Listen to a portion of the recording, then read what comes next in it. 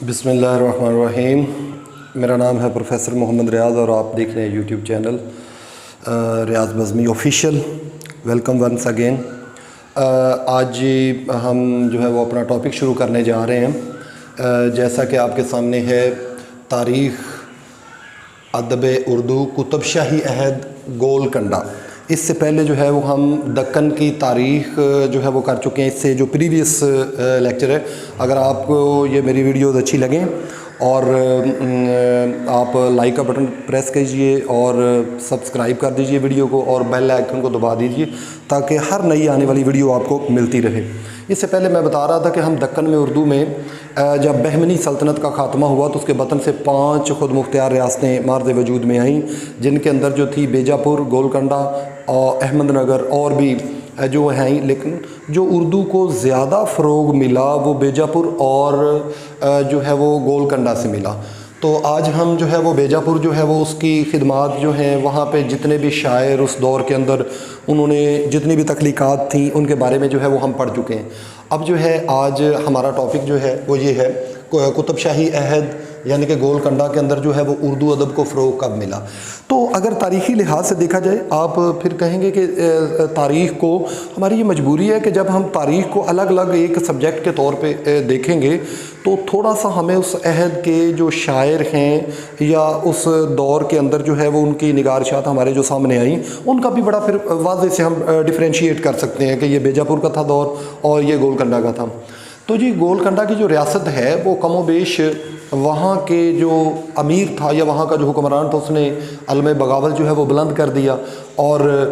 اس سے پہلے ہی کتب شاہی عہد جو ہے وہ 5-7 سال کے بعد انہوں نے جو ہے وہ اعلان کیا، لہذا اس سے پہلے وہ قبل اعلان کر چکے تھے، لہذا اس کے بعد جو ہے یہاں کا امیر یہ ایک جو ہے وہ ترکی نژاد تھا جو ایران سے آیا تھا، اور اس بندے نے جو ہے وہ اس سلطنت کی بنیاد رکھی تھی۔ تو کتب شاہی عہد کے اندر اگر دیکھا جائے تو اس سے قبل جو ہے وہ اگر ہم جائزہ لیں تو دکن کا جو بیجاپور تھا وہاں پہ مثنوی، نظم، غزل، قصیدہ، رباعی، مرثیہ، ان اصناف پہ جو ہے وہ طبع آزمائی کی جا چکی تھی۔ تو اب آج اس عہد کو جب ہم دیکھتے ہیں تو سب سے پہلا جو یہاں پہ ہمارے سامنے نام آتا ہے کتب شاہی عہد، تو اس عہد میں جو نام ہمارے سامنے آتا ہے سب سے پہلا وہ ابراہیم نامی تھا۔ ابراہیم کتب شاہ وہ اپنا جو ہے وہ لقب اس نے رکھا ہوا تھا۔ تو ابراہیم نامی نے جب یہ علم بغاوت بلند کیا تو اس کے نتیجے میں ان کے خاندان کی جو ہے وہ حکومت آئی۔ چند سالوں کے بعد جب اس کا انتقال ہو گیا تو اس کے بعد جو ہے وہ بلکہ اس کے بیٹے جمشید نے اسے جو ہے وہ قتل کر دیا تھا۔ اس کے قتل کرنے کے بعد جو ہے وہ جمشید خود تخت نشین ہوا، تو اس کا بھی جو ہے وہ اس نے اپنے بھائیوں کو مارنے کا پروگرام بنایا، انہیں پتہ چل گیا، وہ کہیں بھاگ گئے، اور اس کے بعد جب اس کا جو ہے وہ انتقال ہو گیا جمشید کا، تو اس کے بعد اس کے چھوٹے بھائی کو جو ہے وہ مسند پر بٹھا دیا گیا۔ تو زیادہ اب ہم تاریخ کے اندر نہیں جائیں گے، زیادہ ہم ڈیٹیل کے اندر ہمارا جو اصل کنسیپٹ ہے کہ اس عہد کے وہ کون کون سے شاعر تھے جنہوں نے جو ہے اس عہد میں اپنی مختلف جو ہے وہ نگارشات جو ہیں وہ پیش کی ہیں، ان کا ہم جائزہ لینے جا رہے ہیں۔ تو سب سے پہلے نمبر پہ آپ نے دیکھا ہوگا، میں نے اسے کوئی نمبر نہیں دیا ہے، یہ 2 نام ابتدائی طور پہ آتے ہیں، ایک فیروز کا نام آتا ہے، ایک ملا خیالی کا نام آتا ہے۔ فیروز جو ہے اس کی صرف ایک مثنوی ہمارے سامنے آتی ہے اور اس کا نام تھا پرت نامہ، مثنوی کا نام تھا جی پرت نامہ، اور اس کے بعد ایک نام ہمارے سامنے آ رہا ہے ملا خیالی کا۔ ڈاکٹر جمیل جالبی کے بقول اس کی صرف ایک ہی غزل ہے۔ ڈاکٹر جمیل جالبی نے یہ اپنی تحقیق کے اندر ثابت کیا تھا کہ اس کی محض ایک ہی غزل ہے، چونکہ اس عہد کے اندر آج کے دور میں آپ نے دیکھا ہوگا لوگ پوری کتاب بھی لکھ لیتے ہیں لیکن اتنے پاپولر نہیں ہوتے، کیونکہ اب بنیادی وجہ یہ ہے کہ زبان اتنی ترقی کر چکی ہے کہ اگر آپ نے کمپٹیشن یعنی کتنا ہے کہ اگر آپ نے آنا ہے تو آپ کا ایک کلام کا مستند ہونا ضروری ہے۔ تو اس دور میں جن کی 2 غزلیں 4 غزلیں یا 10-20 غزل کے اندر انہوں نے ایک اپنا مجموعہ بھی شائع کر لیا، تاریخ کے اندر انہوں نے اپنا نام جو ہے وہ رقم کروا لیا۔ تو ملا خیالی کی ڈاکٹر جمیل جالبی کہتے ہیں کہ صرف ایک غزل جو ہے وہ تحقیق میں سامنے آئی ہے۔ اس عہد کو آپ نے دیکھا ہوگا کہ میں نے یہاں سے جو ہے وہ شروع کیا ہوا ہے، یعنی کہ محمد کلی کتب شاہ۔ تو اس کا نام آتے ہی جیسے کہ کل کی کلاس میں بھی میں نے بتایا تھا کہ یہ ایک سوال بڑا کنفیوز کرتا ہے بچوں کو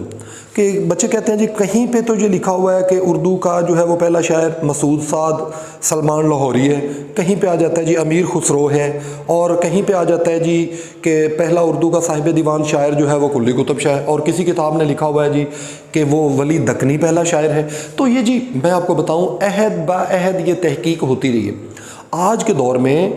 جو ہے وہ اگر یہ سوال آ جائے کہ اردو کا پہلا شاعر کون ہے تو چند ایک اشعار جو ہیں وہ ملتے ہیں مسعود سعد سلمان لاہوری کے، تو اس لحاظ سے اردو کا جو پہلا شاعر ہے وہ مسعود سعد سلمان لاہوری ہے۔ تو اب اس میں فرق کیا ہے؟ یہ آپ نے دیکھا بھی ہوگا، میں نے یہ لکھا ہوا اردو کا پہلا صاحب دیوان شاعر محمد قلی قطب شاہ۔ چونکہ مسعود سعد سلمان لاہوری کے چند ایک اشعار جو ہیں وہ محققین کو ملے ہیں، کوئی زیادہ کلام ان کا یا کوئی دیوان سامنے نہیں آ سکا۔ دیوان کا میں نے فرق آپ کو بتا دیا تھا، چند ایک غزلوں کو اکٹھا کر کے کتابی شکل دے دی جائے تو اسے جو ہے وہ دیوان کہا جاتا ہے، اگر اس کی تمام جو تخلیقات ہیں اکٹھا کر کے چھاپ دیا جائے تو اسے کلیات کہتے ہیں۔ تو جی یہ محمد قلی قطب شاہ اردو کا پہلا صاحب دیوان شاعر ہے جس نے جو ہے وہ حمد بھی لکھی، نعت لکھا، قصیدہ لکھا، اور بڑا ایک کہہ لیں کہ ایک رنگین مزاج جو اس کی طبیعت تھی، اور اس نے جو ہے وہ اپنے کلام کے اندر جو ہے وہ اس نے اپنی محبوباؤں کا بھی جو ہے وہ ذکر کیا ہوا ہے، اور بھی اس طرح کے اس کے حوالے سے جو ہے نا وہ بڑی باتیں سامنے آتی۔ 12 اس کی محبوبائیں تھیں اور ان کے نام بھی اس نے جو ہے وہ مختلف نظمیں لکھی ہوئی تھیں۔ تو بہرحال اس نے ہر ایک جو ہے وہ اردو کی جو صنف ہے، صنف سخن، اس پر طبع آزمائی کی تھی۔ یہ 1580 کے اندر پیدا ہوا اور 1611 کے اندر جو ہے وہ اس کا انتقال ہے۔ تو اس کا میں کہوں گا کچھ ایک غیر معروف نام آتے ہیں، اس کا میں نہیں کہوں گا کہ آپ سب کی ڈیٹ آف برتھ یاد کریں، چونکہ یہ اردو کا پہلا صاحب دیوان شاعر ہے۔ اس کی آپ کو پتہ ہونا چاہیے کہ اس کا عہد کون سا تھا، اس کا آپ کو کم از کم جو ہے نا وہ اندازہ ہونا چاہیے اس کی وفات کب کی ہے اور اس کی جو ہے وہ ولادت کب ہوئی تھی۔ تو اس نے 3 مختلف زبانوں کے اندر جو ہے وہ طبع آزمائی کی تھی۔ ایک تو وہ دکنی یا دھکنی، یعنی کہ 2 چشمی ہے کے ساتھ دکنی یا دھکنی زبان کے اندر اس نے طبع آزمائی کی۔ اس کے علاوہ جو ہے وہ اردو زبان کے اندر، اور اس کے ساتھ ساتھ جو ہے وہ تلگو زبان کے اندر بھی جو ہے وہ اس میں طبع آزمائی کی تھی۔ یہ تلگو جو ہے وہ ایک زبان ہے، اور اسی کی مناسبت سے تلنگا جو ہے وہ ایک کہہ لیں کہ وہ ایک پورے تلنگانہ، وہاں پہ یہ ایک پورے صوبے کا نام تھا جو بہت بڑا صوبہ تھا، اور اس صوبے کی جو زبان تھی وہ تلگو تھی۔ تو اس حوالے سے وہاں کی زبان کو تلنگا بھی کہا جاتا ہے۔ تو اس نے ان تینوں زبانوں کے اندر، اردو کے اندر، دکنی کے اندر اور تلگو کے اندر بھی شاعری کی ہے۔ اس کے 2-3 تخلص یہ یوز کرتا تھا۔ ایک تو قطب شاہ یہ استعمال کرتا تھا اپنا تخلص، دوسرا معانی اور ترکمان، یہ 2-3 طرح کے جو ہے وہ تخلص استعمال کرتا تھا۔ اور ڈاکٹر محی الدین قادری زور نے جو ہے وہ پہلی مرتبہ اس کی دیوان کو جو ہے وہ مرتب کر کے، قادری زور کے دیوان کو جو ہے وہ مرتب کر کے شائع کیا۔ بعد میں سیدہ جعفر نے بھی جو ہے وہ اس کو دیوان کو جو ہے وہ مرتب کر کے شائع کیا۔ اور اگر دیکھا جائے تو ان دونوں کی، انہوں نے جو مرتب کر کے کلام شائع کیا تھا قلی قطب شاہ کا، ان میں معمولی فرق کے علاوہ کوئی جو ہے وہ خاص فرق نہیں ہے۔ اس کے بعد یہ عبداللہ قطب شاہ کا نام آتا ہے۔ اس کا ہے جو ہے یہ 1626 تھا، 1672 اس کا آپ کو نظر آ رہا ہوگا، ذرا تھوڑا سا بڑا شارٹ سا ہے۔ تو یہ عبداللہ قطب شاہ جو تھا یہ قلی قطب شاہ کا بھتیجا بھی تھا اور داماد بھی تھا۔ تو اس کے 3 درباری شاعر تھے۔ ایک تو تھا ملا وجہی۔ ملا وجہی جو تھا وہ بنیادی طور پہ تو درباری شاعر تھا اس کے والد چچا اور سسر کا۔ جب اس کے بعد یہ تخت نشین ہوا، اس کی وفات کے بعد تخت نشین ہوا، تو ملا وجہی نے کچھ عرصہ جو ہے وہ گوشہ نشینی اختیار کر لی تھی۔ گوشہ نشینی کہتے ہیں کمرے کے اندر تنہائی کے اندر الگ بیٹھ جانا، دنیا سے قطع تعلق کر لینا۔ تو اس کے دور میں تو اسے بڑی قدر و منزلت تھی، لیکن اسے ملا وجہی کو، لیکن بعد میں جب یہ عبداللہ قلی قطب شاہ آیا تو اس نے غواسی کو جو ہے وہ درباری شاعر اور ملک الشعراء کا جو ہے وہ لقب دے دیا۔ تو اس وجہ سے بھی ملا وجہی کو وہ والی شان جو ہے وہ نہ مل سکی۔ بہرحال اس سب کے باوجود جو ہے وہ عبداللہ قلی قطب شاہ جو تھا یہ ایک باکردار انسان بھی تھا. اس کے علاوہ شاعروں سے اتنی زیادہ نہ صحیح لیکن تھوڑی بہت اسے شغف رکھتا تھا، لیکن شاعروں سے زیادہ یہ مورخین یعنی کہ تاریخ نگاروں کو، مورخ کو، علماء کو، اور جو ہے وہ درویش یعنی کہ اللہ کے راستے کے اندر کام کرنے والے لوگ، ان کو بھی اپنے دربار کے اندر یہ بڑی خصوصی اہمیت دیتا تھا. یہ عبداللہ قلی قطب شاہ، اس کے میں نے بتایا 3 شاعر تھے درباری، ملا وجہی، غواصی، ابن نشاطی. یہ تینوں بندے اس کے درباری شاعر تھے اور اپنے وقت کے تینوں ہی قادر الکلام تھے. لیکن ان سب میں جو عبداللہ قلی قطب شاہ کا پسندیدہ شاعر تھا وہ جو تھا غواصی تھا. نیچے ہم اس کے بارے میں بھی پڑھیں گے، ابھی اس کا تذکرہ آئے گا غواصی کا. تو جی اب اس کے بعد جو ہے وہ اس کا جو ہے وہ دیکھا جائے نا، یہ عبداللہ قلی قطب شاہ کا تو اس کا کوئی باقاعدہ شاعری جو ہے وہ ہمارے سامنے نہیں آتی، بلکہ اس نے اپنے چچا اور یعنی کہ سسر کا جب وہ مجموعہ کلام ان کا چھپا تو اس کا دیباچہ اس نے لکھا تھا، اور اس دیباچے کے اندر چند اشعار جو ہیں وہ محققین کہتے ہیں کہ اس کے عبداللہ قلی قطب شاہ کے آتے ہیں. اس کے علاوہ اس کا نہ کوئی دیوان نہ کوئی کسی قسم کی جو ہے وہ تخلیق ہمارے سامنے آتی ہے. صرف اور صرف جو کلام شائع ہوا تھا اس کا قلی قطب شاہ کا، اس کا دیباچہ اس نے لکھا اور اس میں چند ایک اشعار اس نے استعمال کیے تھے. تو اس کا حوالہ اس لیے تاریخ کے اندر آتا ہے چونکہ یہ ایک سلطان بھی تھا، اس وقت کا حکمران تھا، اور اس نے جو ہے وہ اہل علم اور جو باصلاحیت نوجوان ہوتے تھے ان کی بڑی جو ہے وہ کہہ لیں کہ ان کی اوپر جو ہے وہ ہاتھ رکھا اور ان کا بڑا قدردان تھا. اس کے بعد یہ جو ہے وہ قطب شاہی خاندان کا ایک آخری حکمران بچا ہے، اس کا نام تھا ابو الحسن تانا شاہ. تو تانا یہ کہہ لیں کہ یہ کسی پیر کی اس نے بیعت کی ہوئی تھی، جس طرح وہ لوگ ہوتے ہیں نا صاحب مرشد، تو مرشد کی طرف سے یہ اپنے نام کے ساتھ جو ہے وہ تانا شاہ لگاتا تھا. تو یہ اس کی تھی، اور یہ شاہی خاندان کا یہ جو ہے وہ دیکھا جائے تو آخری حکمران تھا. اور بلکہ اس کے دور میں تو کہتے ہیں کہ یہ ایک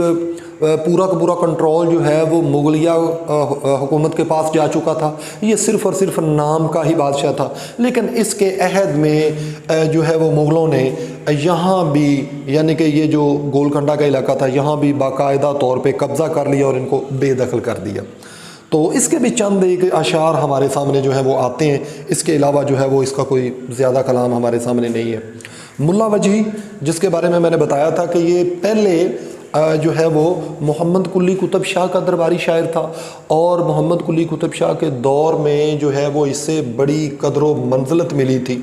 لیکن بعد میں یہ گوشہ نشین ہو گیا، اور اس کا جو بھتیجا آیا تھا عبداللہ قطب شاہ، اس نے کوئی اسے زیادہ جو ہے وہ کہہ لیں کہ اہمیت نہ دی، بلکہ غواصی کو زیادہ پروموٹ کیا. تو کچھ یہ بھی معاصرانہ چشمک بھی تھی. اس نے جو ہے وہ غواصی کی ایک مثنوی پہ چند ایک اشعار پہ اس نے چوٹیں بھی کی تھیں، یعنی کہ اس کے اندر جو ہے وہ طنز کا بھی اس نے کیا تھا کہ یہ میرے حساب سے یہ ٹھیک نہیں ہے. تو بہرحال ملا وجہی کا اصل نام جو تھا وہ اسد اللہ تھا، اور صبرس اس نے تمثیل لکھی تھی 1635 کے اندر. اب آپ کہیں گے کہ یہ تمثیل کیا ہوتی؟ تمثیل ایک کہہ لیں کہ ایک ایسی صنف ہے جس کے اندر غیر مجسم چیز کو یعنی کہ مجرد چیز کو مجسم بنا کر پیش کر دیا جاتا ہے، یا کسی جذبے کو، جیسے مثال کے طور پہ نفرت، محبت، یہ کہ جذبوں کے نام ہے. دل، ٹھیک ہے، دل کا کام تو پمپ کرنا ہے، یہ کوئی باقاعدہ انسانی پیکر میں تو نہیں ہے. یا آپ کہہ سکتے ہیں کہ نفرت، اب نفرت کوئی انسانی وجود تو نہیں ہے. تو اس نے اس تمثیل کے اندر مختلف انسانی جذبوں کو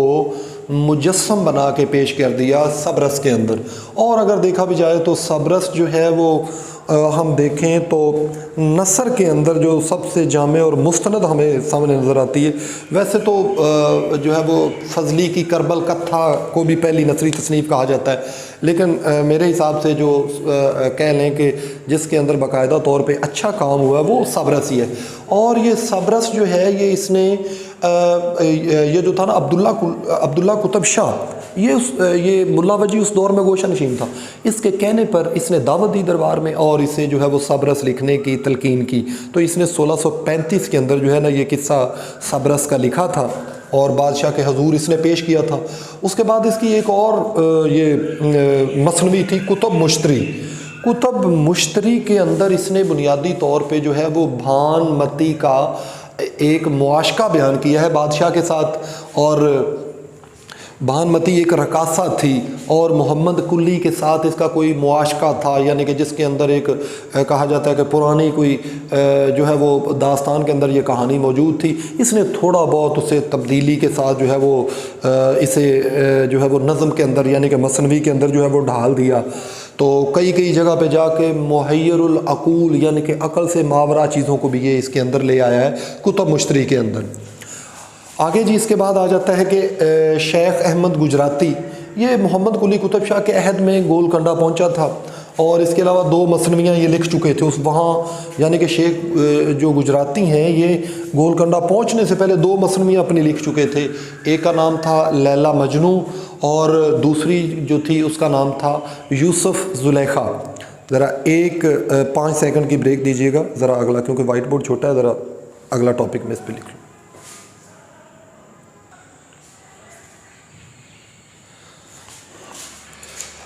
اس سے پہلے جی ہم پڑھ رہے تھے کہ غواسی سے پہلے شیخ احمد گجراتی کے بارے میں ہم نے پڑھ لیا، 5 ہم نے پڑھ لیے، 6 آپ ڈسکس کرنے جا رہے ہیں غواسی۔ غواسی کا بھی میں نے کہا تھا کہ یہ وہ 3 شاعر تھے نا عبداللہ قلی قطب شاہ کے درباری،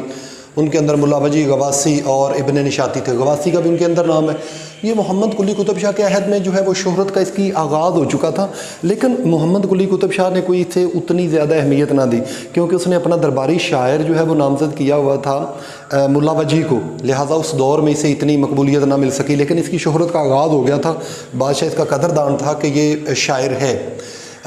اور یہ اس دور تک، اور بلکہ یہ یعنی کہ قلی قطب شاہ کے عہد سے لے کر اس کے بھتیجے اور داماد تک جب حکومت منتقل ہو گئی تو یہ اس عہد میں بھی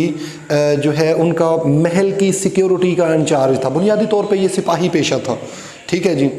تو اس کے بعد اس نے چونکہ بادشاہ کے سے اس کے تعلقات بڑھ گئے تو اس نے ریکویسٹ کی بادشاہ سے کہ کاش مجھے آپ جو ہے نا وہ اس جاب سے میں متفق نہیں ہوں، آپ مجھے اپنے دربار کے اندر جو ہے وہ درباریوں کے اندر شامل کر لیں۔ تو بادشاہ نے اسے جو ہے وہ وہاں سے سیکیورٹی کا عہدہ لے کر اسے جو ہے وہ اپنے دربار کے اندر خصوصی شاعر جو ہے کے طور پہ اور ملک الشعراء کے خطاب سے نوازا، اور یہ وہی عہد تھا جب ملا جو ہے وہ وجہی کی اتنی زیادہ روشنائی نہیں تھی جتنی زیادہ غواسی کی تھی۔ تو ملک الشعراء کا 3 اس نے مثنویاں لکھی تھی، مینا ستونتی، ایک مثنوی کا نام تھا مینا ستونتی، سیف الملوک بدیع الجمال اور طوطی نامہ۔ طوطی نامہ کو جو ہے وہ میر سعادت علی رضوی نے مرتب کر کے جو ہے وہ شائع کیا تھا۔ مرتب کرنا کا مطلب بکھری ہوئی چیزوں کو اکٹھا کرنا اور انہیں ایک کتابی شکل کے اندر دے دینا، اسے کہتے ہیں مرتب کرنا۔ تو یہ 3 بنیادی طور پہ مثنویوں کے خالق ہیں غواسی، یعنی کہ مینا ستونتی، سیف الملوک بدیع الجمال اور طوطی نامہ، یہ 3 ان کی مثنویاں ہیں۔ اس کے بعد جو ہے وہ اس کے علاوہ جو کلیات غواسی کو نا محمد بن عمر نے مرتب کر کے جو ہے وہ حیدرآباد یعنی کہ پرانا نام دکن، موجودہ نام حیدرآباد، دکن سے جو ہے وہ شائع کر دیا ہے۔ 7ویں نمبر پہ آتا ہے جی ابن نشاطی، اس کی مثنوی تھی پھول بن، بن کہتے ہیں جنگل کو، یعنی کہ پھولوں والا جنگل یہ مراد ہوگا۔ تو ابن نشاطی جو ہیں ان کی یہ اس مثنوی کو پھول بن کو عبد القادر سروری نے جو ہے وہ مرتب کر کے شائع کر دیا تھا۔ ان کا ابن نشاطی کا اصل نام جو تھا وہ مظہر الدین تھا، محمد مظہر الدین تھا، اور یہ ایک انتہائی صوفیہ کے خاندان سے تعلق رکھتے تھے، یعنی کہ ان کے جو جد امجد تھے وہ کہہ لیں کہ جس طرح ہمارے ہاں پیر نہیں ہوتے نسل در نسل پیر، تو ان کا خاندان بھی ایسے یہ انہی کے خاندان کا چشم و چراغ تھا ابن نشاطی۔ اس کے بعد طبی، ان کے اصل نام کے بارے میں جو ہے وہ کسی کو پتہ نہیں چل سکا، چند ایک نام آئیں گے، طبی، عاجز، جنیدی، لطیف،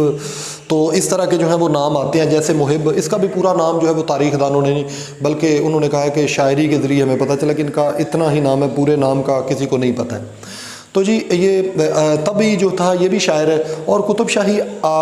دور کا یہ آخری شاعر تھا، اور اس کے علاوہ بادشاہ سے اس کے بہت قریبی تعلقات تھے۔ اس کی ایک وجہ یہ بھی تھی کہ یہ بنیادی طور پہ ابو الحسن تانا شاہ بھی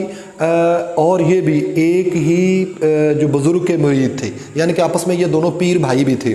تو دیکھا جائے تو اس طبی کے عہد تک جو ہے وہ اس کی ایک مصنوی تھی بہرام و گل اندام، اس نام سے مصنوی جو ہے وہ ایک پہلے جو ایک عہد گزرا ہے جی ہمارا بیجاپور کا، اس کے ایک شاعر نے بھی اس نام سے لکھی تھی۔ آپ نے دیکھا ہوگا کہ کئی ایک ایسے نام ہیں جو رپیٹ ہوں گے، میں نے اس دن بھی بتایا تھا کہ یہ رپیٹ ہونا کوئی اچنبے کی بات نہیں ہے، بلکہ اس نام سے لکھے گئے ہیں۔ تو جی اس کے تبھی کے دور تک آتے آتے جو ہے وہ چونکہ ان سے پہلے جو بیجاپور کی سلطنت تھی وہ کو 8-7 سال پہلے بعد وجود میں آ گئی، اور وہاں پہ جو ہے وہ بڑا ایک کہہ لیں کہ سٹیبل ماحول تھا، ان کی حکومت بھی زیادہ دیر تک قائم رہی، تو وہاں پہ شاعروں کی ادیبوں کی بڑی قدردان تھے، وہ بھی بیجاپور والے عادل شاہی خاندان کے لوگ بھی، تو لہٰذا اتنا بڑا تبھی کے آتے آتے مصنوی میں اتنا کام ہو چکا تھا، قصیدے کے اندر مرثیے کے اندر، کہ ان کی جو ہے وہ کلام کو وہ اتنی شہرت نہ مل سکی۔ جس طرح کہ آج کے دور میں ایک کوئی شاعر ہوتا ہے تو یقیناً اگر وہ اپنے خیالات اقبال، فیض، حضرت موہانی یا ندیم قاسمی یا جو بڑے بڑے شاعر ہیں منیر نیازی، ان سے بڑے اپنے کو خیالات پیش کرے گا تو لوگ اس سے متاثر ہوں گے، لہٰذا تبھی کا جو ہے وہ کوئی چراغ روشن نہ ہو سکا اس دور میں۔ اس کے بعد کتب رازی یا کتب جو ہے وہ زاری، یہ دونوں نام تاریخ کے اندر جو ہیں وہ آئے ہوئے ہیں، کتب رازی یا کتب زاری یہ اس کا نام تھا، دونوں انہوں نے لکھے ہوئے ہیں ابلیغ کے اندر۔ اس کے چند ایک اشعار جو ہیں وہ ہمارے سامنے آتے ہیں، اس کے علاوہ کوئی خاص چیز اس کی نہیں ہے۔ عاجز، اس کا بھی صرف اتنا ہی نام آتا ہے، پورے نام کا کسی کو نہیں پتہ۔ لیلا مجنوں انہوں نے ایک مصنوی لکھی تھی، اور عاجز جو تھا وہ شیخ احمد گجراتی کا یہ بیٹا تھا، یعنی کہ اس کا باپ بھی بڑا قادر الکلام شاعر تھا، تو عاجز نے بھی لیلا مجنوں جو ہے وہ مصنوی لکھی۔ اس کے بعد جنیدی، اس کا تعلق بھی گولکنڈہ خاندان سے تھا، مصنوی ماہ پیکر کا جی خالق تھا جی جنیدی۔ اس کے بعد ایک لطیف نام کا آتا ہے، کوئی آگے نہ تخلص ہے نہ پیچھے کچھ ہے، تو اس نے ظفر نامہ جو ہے یہ ایک مصنوی لکھی تھی، اور یہ 5000 اشعار پر مشتمل ہے۔ اس کے علاوہ گولکنڈہ خاندان میں سے یعنی کہ یہ چھوٹے چھوٹے نام ہمارے سامنے آتے ہیں۔ ایک محب نامی شاعر تھا، اس کا ایک جو ہے نا یہ مصنوی ہمارے سامنے آتی ہے، معجزۂ حضرت فاطمہ رضی اللہ تعالیٰ عنہ، یہ ایک انہوں نے مصنوی کے انداز میں لکھا تھا۔ یہ تھا جی آج کا ہمارا لیکچر۔ اگر آپ کو ویڈیو اچھی لگے تو کائنڈلی ویڈیو کو کر دیجیے گا لائک، اور چینل کو کر دیجیے گا سبسکرائب، تاکہ ہر نئی آنے والی ویڈیو جو ہے وہ آپ کو ملتی رہے۔ اور باقی جو ہماری کلاس کے اسٹوڈنٹس ہیں ان کا انشاءاللہ العظیم جو ہے وہ زوم پہ اسی طرح ہماری جو ہے وہ لیکچر کے حوالے سے ڈسکشن اور کلاس جو ہے وہ انشاءاللہ ہوگی، اس کے لیے تیار رہیے۔ اللہ حافظ۔